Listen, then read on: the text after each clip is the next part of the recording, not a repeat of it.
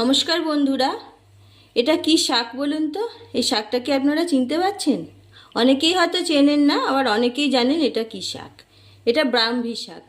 ব্রাহ্মী শাকের গুণাগুণ আপনারা সবাই জানেন। এটা খাওয়া খুবই উপকার, কিন্তু কিভাবে রান্না করতে হয় অনেকেই জানে না।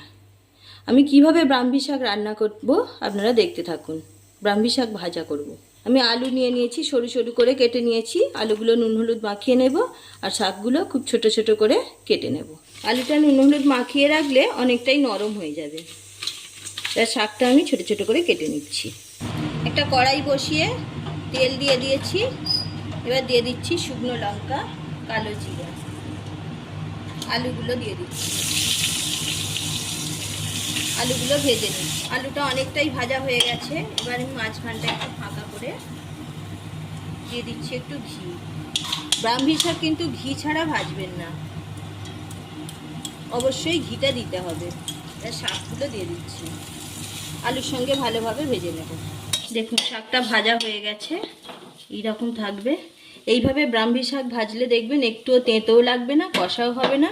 গরম ভাতের সাথে খেতে কিন্তু খুব সুন্দর লাগে, আর এর উপকারিতা তো আপনারা জানেন।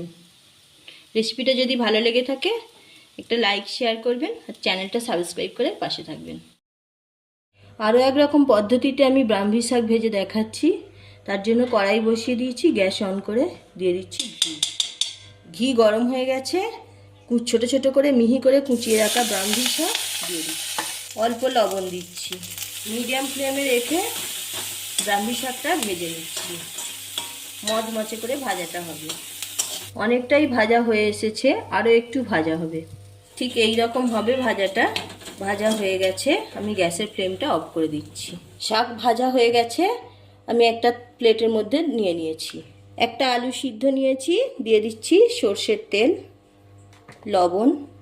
আলু সিদ্ধের সাথে শাক ভাজাটা মাখিয়ে নেব। আরও একরকম পদ্ধতিতে ব্রাহ্মী শাক ভাজা তৈরি হয়ে গেল। এইভাবে গরম ভাতের সাথে খেতে পারেন।